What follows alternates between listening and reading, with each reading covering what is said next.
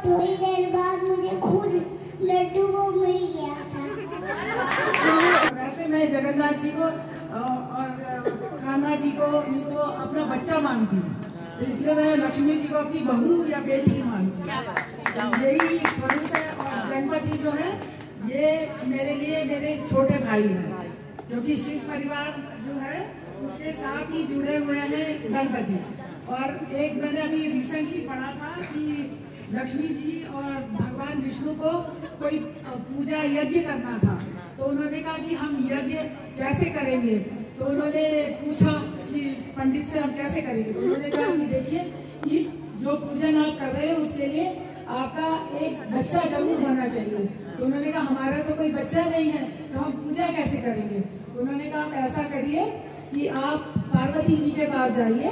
पार्वती जी जो है वो जगन्नाथ जी की बहन है, और जो उनसे आप भिक्षा मांगिए कि उनके पास 2 बच्चे हैं, तो कम से कम एक बच्चा तो उनको दे दीजिए। तो वो गए माता पार्वती के पास। तो माँ जी ने बोला कि ऐसी बात है कि मैं गणपति को थोड़े समय के लिए आपको दे सकती हूँ, जब तक आपकी पूजा आप करेंगे तो उतनी देर के लिए मैं दे सकती हूँ, उसके अलावा मैं मेरे अपने लाडुए को नहीं दे सकती। तो उनके पूजन के लिए जब उन्होंने गणपति को लक्ष्मी जी और भगवान विष्णु को जगन्नाथ जी को दे दिया, और जब पूजा खत्म हुई तो उसके बाद माता जी ने बोला कि ये मैं वरदान सबको देती हूँ कि जब भी आपने लक्ष्मी जी की पूजा करनी है तो लक्ष्मी जी की पूजा कभी सफल नहीं होगी जब तक आप गणपति को साथ में रखे या नहीं करेंगे। इसलिए जब दीपावली होती है तो गणपति और लक्ष्मी जी और सरस्वती वो लोग सब एक साथ रहते हैं। तो बाकी जगन्नाथ जी की तो महिमा अपरंपार है, जो तो मैं नहीं कह सकती, क्योंकि मैंने इस मंदिर में जब से मैं आई, एक समय था यहाँ पे 2-4 लोग आते थे। तो उस वक्त जो पंडित जी थे युधिष्ठिर पंडा, तो वो कहते थे कि देखिए कहीं तो भगवान होता है तो भक्त नहीं पहुँचते, और जहाँ पे भक्त होता है वो भगवान तक नहीं पहुँच पाता। और यहाँ तो बस मंगलवार जो कि गवर्नमेंट क्वार्टर से मंगलवार हनुमान जी को प्रसाद देने के लिए लोग आते हैं, बाकी दिन तो कोई नहीं आता। हम ही लोग होते हैं, तो हम ही अकेले जो है प्रसाद बनाते। हमारा जो भी असिस्टेंट है उसके साथ में हम प्रसाद बनाते, ठाकुर को भोग लगाते, वही हम पाते हैं। लेकिन मैंने बोला आप चिंता मत करिए, एक दिन आप देखिए यही मंदिर जगन्नाथ पुरी से भी बड़ा धाम बन जाएगा। और आज बनी है। जय जगन्नाथ, जय सुभद्रा, जय सुभद्रा, जय। मैंने तो कभी सोचा नहीं था कि मैं गवर्नमेंट क्वार्टर में शिफ्ट होंगी, क्योंकि मेरा अपना घर था और मैं वहीं काफी सालों से रह रही थी। मेरे हस्बैंड की भी जॉब काफी साल हो गए उनको करते हुए। लेकिन फिर एक मैं टीवी में सीरियल देखने जाता था, आप लोग भी देखा होगा, गणेश जी करके सीरियल आता था, उसमें जगन्नाथ की बहुत सारी कहानी बताते थे। तो मेरा बहुत मन होता था कि मैं एक बार जरूर वहाँ जाऊंगी दर्शन करने के लिए पूरी। तो सोचती रहती थी कि कब जा पाऊंगी। लेकिन भगवान की ऐसी कृपा हुई, भगवान ने क्या क्या परिस्थितियां बना दी, तो अपने आप ही मन हो गया कि चलो शिफ्ट कर देते हैं। और शिफ्ट कर लिया हमने। और क्योंकि मन में इतनी इच्छा थी भगवान के प्रति कि मैं कभी तो जाऊंगी, तो भगवान ने अपने पास ही एकदम सामने मुझे बुला लिया। और मुझे इतनी खुशी हुई कि मैं बता ही नहीं सकती। तो भगवान के साथ तो जो भी सोचो आप, जो भी मन में मानो, मिल ही जाता। मेरा तो बहुत ही ताज़ा इंसिडेंट है। वैसे तो जब से मैं यहाँ आई हूँ मेरे साथ 3-4 ऐसी घटनाएं हो चुकी जिससे मैं जगन्नाथ जी के लिए मेरे मन में और भावना उत्पन्न है। पर अभी मेरी ताज़ी है कि दिवाली के बाद से मेरे हस्बैंड बहुत बीमार हो गए थे, और वो इतने बीमार हो गए थे मुझे लग रहा था वो नहीं बचने वाले, और रो के उनका बुरा हाल था, उनका, उनकी बहन, सबका। तो इतना रो रहे थे जब आप जगन्नाथ जी को लगातार याद करते रहते हैं कि जगन्नाथ जी क्या कर रहे हो, मेरे साथ क्या कर रहे हो, बहुत याद कर रहे हो। तो इतना बुरा हाल था उनका, तो ऐसे लग रहा, मुझे भी ऐसा लग रहा था कि पता नहीं कैसे मैं आज यहाँ आ रही हूँ, तो मुझे लग रहा था मैं मंदिर आ सकती हूँ दोबारा। लेकिन एक दिन ऐसा हुआ, उनको सपने में और मतलब उससे पहले बीमारी मतलब 4-5 दिन बैठ के काटे हैं, ना सो पा रहे थे ना कुछ भी नहीं, तकलीफ बहुत ज्यादा थी। लेकिन एक दिन वो सो के उठे, कह रहे आज मुझे जगन्नाथ जी नजर आए सपने में और उन्होंने मुझे अपने पूरा चारों ओर से ढक दिया। तो उसके बाद से वो ऐसे ठीक हुए हैं कि अब मुझे देख के लगता है कि इतने बीमार थे। तो उन्होंने ऐसा महसूस कराया कि मैं हूँ तुम्हारे साथ और तुम्हारे कष्ट तो मैं पूरे नहीं, कष्ट तो तुम्हें ही झेलने पड़ेंगे, लेकिन मैं तुम्हें कष्टों से पार जरूर कराऊंगा। तो वो जो विश्वास उनके अंदर आया है, आज वो बहुत अपने आप को अच्छा महसूस कर रहे हैं, खुश भी हैं और परिवार भी सारा खुश है। ये मेरा ताज़ी घटना है और ऐसी मेरे पास आज बहुत सारी हो चुकी है और वो सारी साझा करना बहुत मुश्किल है, क्योंकि बहुत टाइम चाहिए उसके लिए। इसलिए मैं चाह रही कि मैं मतलब ऐसे इसलिए ताज़ी बात बता रही हूँ आपको। जय जगन्नाथ।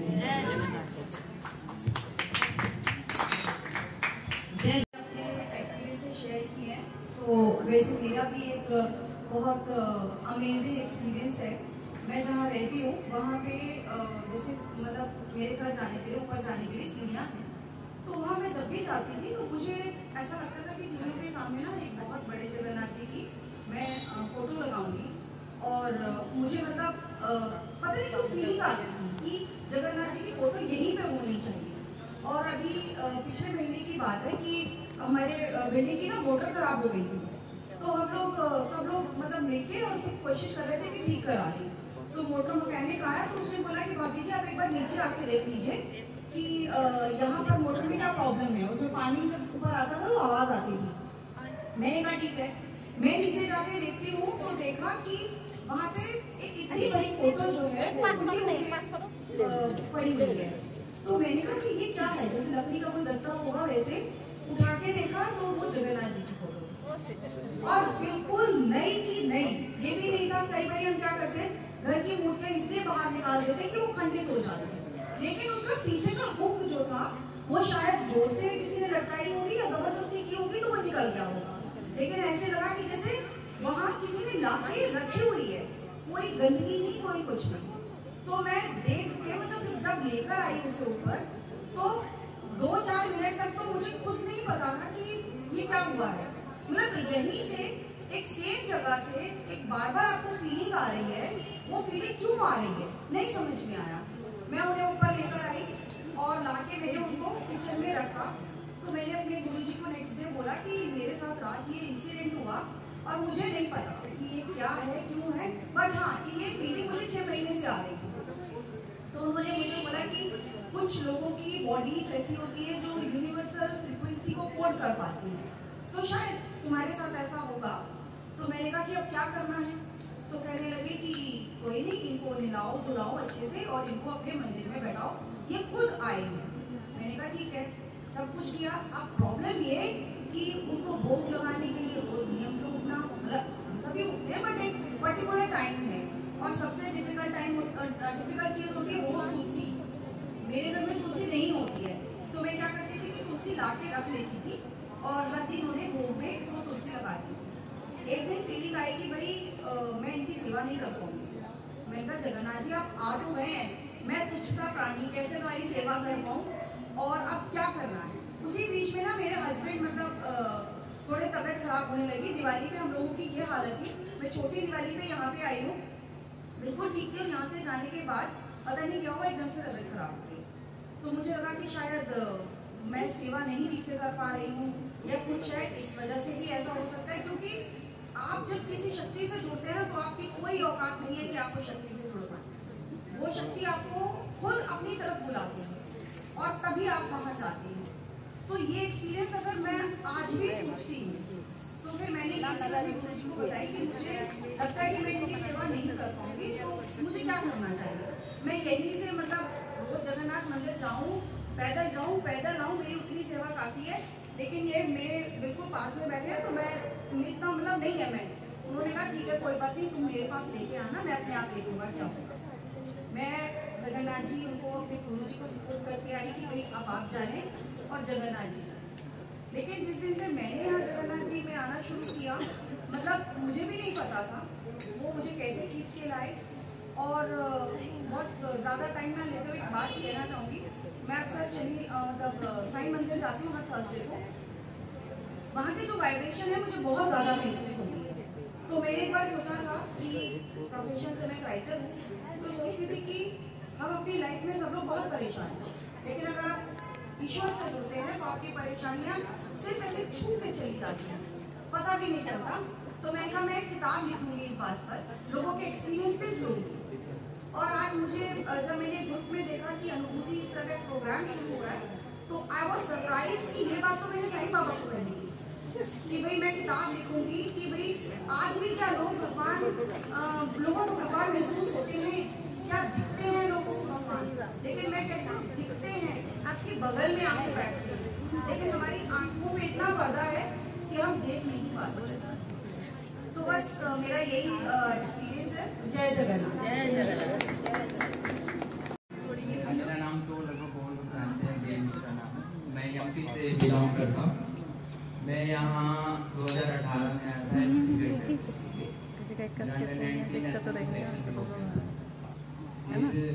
कोविड आया तो ग्राउंड बंद हो गया, तो मैं ऐसे भटक रहा था, यहाँ घर जाने के लिए वो नहीं था और इनकम ऑफ सोर्स जीरो। मुझे हमारे इधर ये पता था कि हमारे तरफ से जगन्नाथ जी होली के टाइम पे जाते हैं होली जलाने के लिए, और वहाँ से जो चावल आता है उसको खाने के लिए लोग दूर दूर से जो जाते हैं उनके पास जाते हैं कि आधा चावल दे दो हमारे प्रसाद में।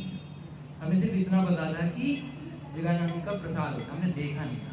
और टीवी सीरियल और फोटो में ये देखा था भगवान बहुत सुंदर हो। वैसे भटका, बहुत भटका। यहाँ पे जब सीटें वगैरह लगी थी, बहुत सारी रोड नहीं बना था, गड्ढे थे, तो ये काली माता का मंदिर है आगे यहाँ।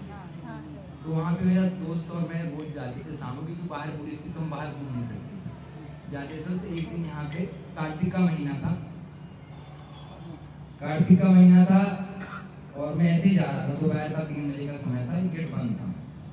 तो शंकर जी नीचे बैठते हैं, शंकर जी यहाँ पे देखते हैं नीचे।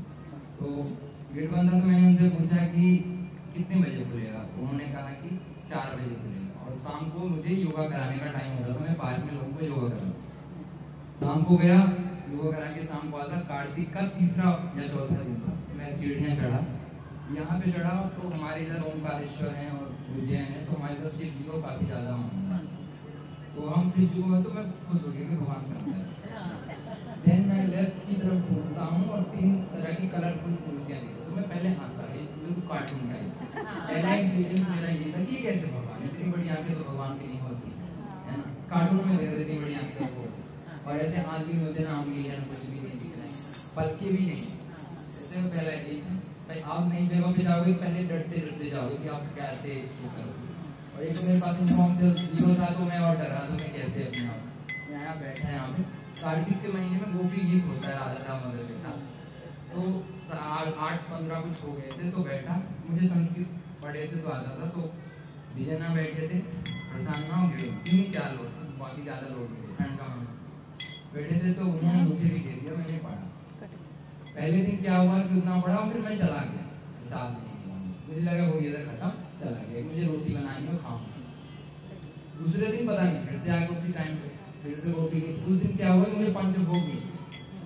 अब ये भूखे प्यासे को ना थोड़ा सा सहारा कहीं मिल जाए ना, फिर उसको कुछ नहीं दिखता कि क्या हो रहा है दुनिया में, कुछ समझ ही नहीं आता। तो मुझे पंचभोग मिला और उसमें खीर भी था, दाल थी और वो मिक्स सब्जी थी, सब था, तुलसी मिल गया। तो आदत पड़ी कि मुझे खाने लगी। उस दिन से फिर मैं रोज आने लगा। तो सामना अंदर रहते थे, पूजा करते थे, तो पता नहीं मुझे जब भी देखते तो अंदर से वो प्रसाद ला के देते कि ये आता है, और पूछा कि कहाँ से हो। मैं अपना पूरा किट लेके साथ आता था, फुटवा, आलू हथौड़ा वगैरह सब जाते थे। एक दिन क्या हुआ, मैं ठंड में बहुत कम नहाता था, मुझे ठंड से बहुत दिक्कत थी, तो माइग्रेन की प्रॉब्लम होती थी, तो दिक्कत होती, मैं नहा था। आते आते 1 महीना हो गया। एक दिन बहुत ज़्यादा ठंड में मैं नहाया, अब मुझे रोज प्रसाद खाने की आदत पड़ गई थी।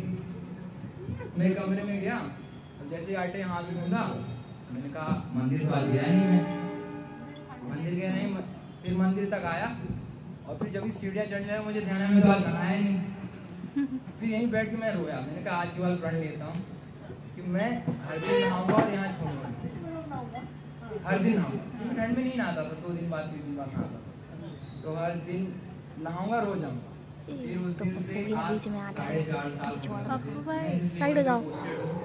सर जानते हैं, सर ने कितनी मदद करी है मेरी, और मेरे पास खाने के लिए नहीं था, तो सर ने पूरे नीचे को बोल दिया कि जब भी आए इसको जो भी खाना हो इसको मना नहीं करना। तो 4 महीने लगातार सर ने ऐसा करा जब तक मेरी जॉब नहीं लगी। तब तक उन्होंने बड़ा कुछ आदमी से मिला फ्री में, और उसके बाद मेरी जॉब लगी यहाँ पे ये साउथ एक्स में एक सिक्योरिटी ऑफिस में डाटा एंट्री ऑपरेटर। तो वहाँ पे 1 महीने का, फिर कोविड का फिर से दूसरा से वो आ गया, फिर से जॉब छूट गई, फिर से कोई सहारा नहीं। फिर आते आते विजयना को कोविड हो गया, कॉम्प्लीमेंट्री किसी को नहीं मिली, विजयना को भी कोविड हो गया। अब मेरे खाने का ये भी सहारा हो गया कि मेरी एंट्री बंद हो गई। अश्वनी जी मैनेजर हैं यहाँ, तो बैठे तो उन्होंने कहा कि आप नहीं अंदर। ये जो सीढ़ियाँ हैं, तीसरी सीढ़ी पे बैठा था, तो यहाँ से ज्ञान था, ज्ञान मुझे प्रसाद ऐसे देता कि वो आ गया है, तो कोई अंदर नहीं आता, तो जितना प्रसाद होता मुझे मिलता, तो ऐसे कैश कराता, मैं पकड़ता हूँ, खाता, ऐसे चल रहा है। एक दिन वहाँ भी एंट्री बंद होगी कि नहीं आप किसी को टच नहीं करेंगे। उस दिन बिलक के रोया हमने कि अब क्या हो रहा है, कुछ समझ नहीं। रात को घर में जाता हूँ, सुबह फोन आता है कि जिम्स हॉस्पिटल नोएडा है, गवर्नमेंट थ्रू गवर्नमेंट, तो मैं किसी उसके एनजीओ के थ्रू काम कर रहा हूँ। उन्होंने कहा कि आपकी ज्वाइनिंग हो गई, आप आ जाना। अगली सुबह ओला करने पर ओला के भी पैसे नहीं थे, एक खर्च नारायण अपने 500 रुपये ओला करी और सीधा नोएडा चला। 2 महीने नोएडा गई, कोविड खत्म हुआ, और कोविड ऐसे लेवल में गई जहाँ पे कोविड हमारे सामने ना ऑक्सीजन की तरह लास्ट ऐसे हो रही। और मेरे जैसे 3 दिन ज्वाइन हुए थे, उसके बाद मेरे बगल वालों को कोविड हो गया, मुझे भी कोविड हो गया, कुछ सहारे कोविड हो गया। फिर उसके बाद मैंने पापा को पूछा कि दवाई बुखार की वजह, मैंने बताया नहीं कोविड। तो हर दिन ना फोटो डालते थे दर्शन, वो एक आदत हो गई थी, जगन्नाथ कम पढ़ने की, उस समय एकादशी व्रत भी लिया। एकादशी को मेरा जन्म हुआ, तो जब से मैंने एकादशी व्रत का संकल्प लिया तब से बहुत सी चीज़ें सही हुई। तो वो होता था, 3 दिन बाद मेरी तबीयत ठीक हो गई, और मेरे जितने बगल वाले थे वो आईसीयू में चले गए। तो उसके बाद कोविड खत्म हुआ, 2 दिन बाद नौकरी छूटी, यहाँ रथ यात्रा हुआ। तो रथ यात्रा पहली बार ऐसे हुआ था, छोटे छोटे रथ में सारे कोविड का सर थे, तो यहाँ से ऐसे घूम के इन अंदर ही हुआ था, बाहर हुआ नहीं। पहली रथ यात्रा यहीं अंदर। तो उसके बाद रथ यात्रा हुई, फिर एक IAS सर हैं जो हमारी जान पहचान, उनको योगा करा, तो उनके रेफरेंस से मैंने PMO में इंटरव्यू दिया एग्रीकल्चर डिपार्टमेंट YCD के थ्रू, वहाँ पर मेरा हो। अभी 3 साल से मैं वर्ल्ड की सबसे बड़ी DPT स्कीम पे काम कर रहा हूँ, प्राइम मिनिस्टर, तो बड़ी कृपा है। और आज भी मेरी मम्मी पापा ने अगर मुझे छोड़ रखा है इकलौती संतान होते हुए, तो इनके भरोसे, और मैंने अपने मम्मी पापा और बहन जी के पकड़ी है। मेरा तो बहुत ही ताज़ा इंसिडेंट है। वैसे तो जब से मैं यहाँ आई हूँ, मेरे साथ 3-4 ऐसी घटनाएं हो चुकी जिससे मैं जगन्नाथ जी के लिए मेरे मन में और भावना उत्पन्न है। पर अभी मेरी ताज़ी है कि दिवाली के बाद से मेरे हस्बैंड बहुत बीमार हो गए थे, और वो इतने बीमार हो गए थे मुझे लग रहा था वो नहीं बचने वाले, और रो के उनका बुरा हाल था, उनका, उनकी बहन, सबका। तो इतना रो रहे थे, जब आप जगन्नाथ जी को लगातार याद करते रहते हैं कि जगन्नाथ जी क्या कर रहे हो, ये सब क्या कर रहे हो, बहुत याद कर रहे हो। तो इतना बुरा हाल था उनका, तो ऐसे लग रहा, मुझे भी ऐसा लग रहा था कि पता नहीं कैसे मैं आज यहाँ आ रही हूँ, तो मुझे लग रहा था मंदिर आ सकती हूँ दोबारा। लेकिन एक दिन ऐसा हुआ उनको सपने में, और मतलब उससे पहले बीमारी, मतलब 4-5 दिन बैठ के काटे हैं, ना सो पा रहे थे, ना कुछ भी नहीं, तकलीफ बहुत ज़्यादा थी। लेकिन एक दिन वो सो के उठे, कह रहे आज मुझे जगन्नाथ जी नजर आए सपने में, और उन्होंने मुझे अपने पूरा चारों से ढक दिया। तो उसके बाद से वो ऐसे ठीक हुए कि अब मुझे देख के लगता है कि इतने बीमार थे। तो उन्होंने ऐसा महसूस कराया कि मैं हूँ तुम्हारे साथ, और तुम्हारे कष्ट तो मैं पूरे नहीं, कष्ट तो तुम्हें ही झेलने पड़ेंगे, लेकिन मैं तुम्हें कष्टों से पार जरूर कराऊंगा। तो वो जो विश्वास उनके अंदर आया है, आज वो बहुत अपने आप को अच्छा महसूस कर रहे हैं, खुश भी हैं, और परिवार भी सारा खुश है। ये मेरा ताज़ी घटना है, और ऐसी मेरे पास बहुत सारी हो चुकी है, और वो सारी साझा करना बहुत मुश्किल है, बहुत टाइम चाहिए उसके लिए। इसलिए मैं चाह रही कि मैं मतलब ऐसे इसलिए ताज़ी बात बता रही हूँ आपको। जय जगन्नाथ।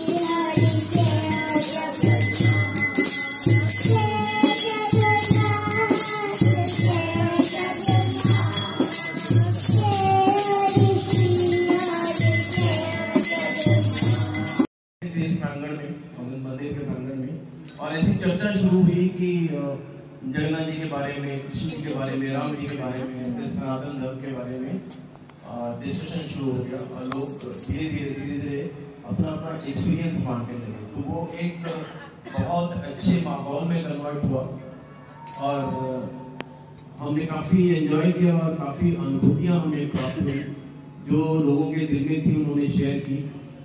तो उसके बाद पिछले साल हम लोग ये कर नहीं पाए, बट इस साल हमने यही सोचा था कि रथ यात्रा के बाद हम लोग ये शुरू करेंगे।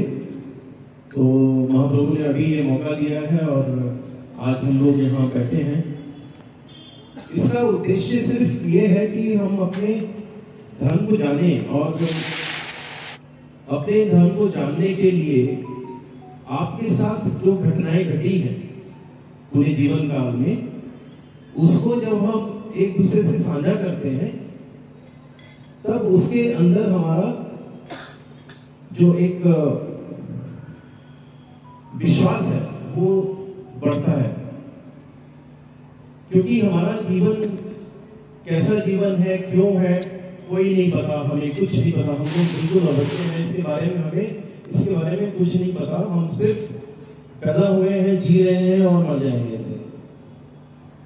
भगवान कृष्ण, अगर हम अपने गीता को मानते हैं, भगवत गीता को हम लोग सभी मानते हैं, गीता का जब गीता शुरू हुई उसका प्रथम अध्याय के प्रथम श्लोक में धर्मक्षेत्रे कुरुक्षेत्रे संवेदः युयुत्सवः मामका पांडवश्चैव किम कुर्वन्ति संजय। अब उसमें आप देखिए वो धृतराष्ट्र जो है उस टाइम के बहुत बड़े राजा थे और वो ऐसे राजा थे जिनको हराना मुश्किल था। एक सशक्त राष्ट्र के राजा थे वो। उनके पास जो भीष्म पितामह थे, गुरु द्रोणाचार्य थे, कृपाचार्य थे, महावीर कर्ण थे, दुर्योधन, दुशासन, उनके 100 भाई, एक इतनी बड़ी, इतनी शक्तिशाली सेना के बाद भी जब कुरुक्षेत्र में दोनों तरफ कौरव और पांडव खड़े हुए तो धृतराष्ट्र का पहला क्वेश्चन ये था कि संजय मुझे बताओ कि वहां क्या हो रहा है, मुझे बताओ कि पांडव कहाँ खड़े हैं, क्या कर रहे हैं। धृतराष्ट्र ये भी पूछ रहे हैं कौरव कहाँ खड़े हैं, विश्व पितामह कहाँ खड़े हैं, क्या कर रहे हैं। विचलित मन था उनका, बहुत ज्यादा विचलित था। विचलित इसलिए था कि उनको कहीं ना कहीं पता था कि सब कुछ होते हुए भी कुछ तो मिसिंग है मेरे साथ, जिसकी वजह से वो परेशान थे और वो जानना चाहते थे कि वहां क्या हो रहा है। पहले ही क्षण से और आखिरी क्षण का वो जानना चाहते थे। जब वो नहीं देख पाते तो संजय को एक दिव्य शक्ति प्राप्त की थी भगवान ने, तो उन्होंने वो सारा महाभारत वहां से धृतराष्ट्र को सुनाया था। तो ये जो एक ये जो अंदर एक विचलितपन है, स्टेबिलिटी नहीं है, क्या आपको नहीं लगता कि हमारे सबके जीवन में वो है आज भी?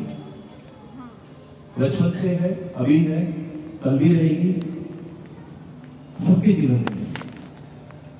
और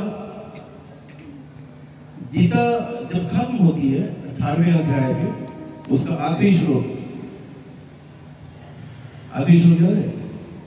याद नहीं है, पंडित जी याद कर लो। उसका मैं अर्थ बता देता हूं कि यत्र योगेश्वर कृष्ण यत्र पार्थ धनुर्धर तत्र श्री विजय भूतिर ध्रुवानि मदन। तो इसमें उसमें उसका अर्थ क्या है? आप देखिए, आप उसका अर्थ जानेंगे आखिरी कि संजय ये कह रहे हैं, जब धृतराष्ट्र ने पूछा कि क्या लगता है आपको,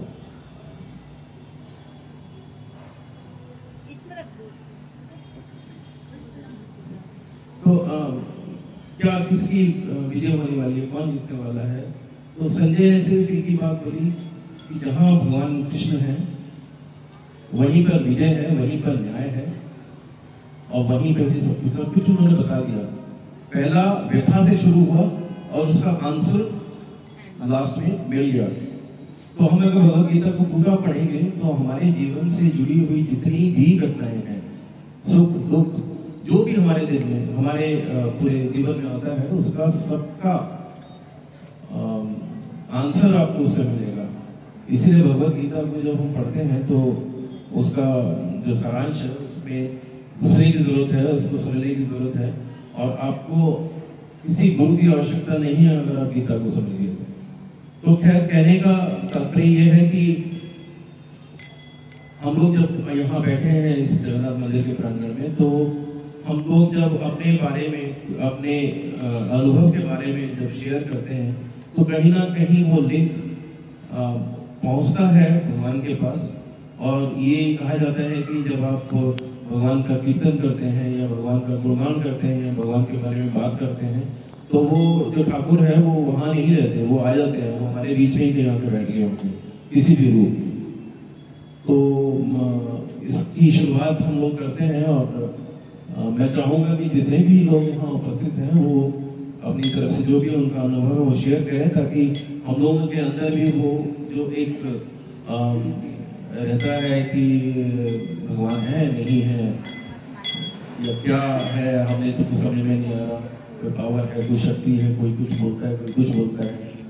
तो कोई कहता है कि गिरजाघर चले जाओ, कोई कहता है गुरुद्वारे चले जाओ, कोई कहता है मस्जिद चले जाओ, कोई कहता है मंदिर चले जाओ। कंफ्यूजन है। मैं सिर्फ ये कहना चाहूँगा, जब मैं बचपन से अपने आप ही जब भी मैं रास्ते में जाता हूँ, कोई भी ऐसा धार्मिक स्थान आता है, बहुत सारी चीज़ें मैं बोलता नहीं हूँ पर आज मैं बोल देता हूँ। कई चीज़ें हैं जो अभी भी मेरे दिल में है, मैंने कोई शेयर नहीं की। ये मौका आ रहा है तो मैं बोल रहा हूँ कि कोई भी गुरुद्वारा, कोई भी मस्जिद, कोई भी चर्च, मंदिर मेरे सामने आता है, गुजरता है, तो मेरी आंखें और मेरा सर अपने आप झुक जाता है वहाँ पर। क्योंकि मुझे लगता है कि अगर मैं जगन्नाथ जी को मानता हूँ, कृष्ण जी को मानता हूँ, तो वो तो हर जगह है, चाहे वो मस्जिद हो या गुरुद्वारा हो या चर्च हो, वो तो वहाँ मौजूद है। तो मैं इसलिए मेरा सर उनके कदमों में झुक जाता है। तो सबसे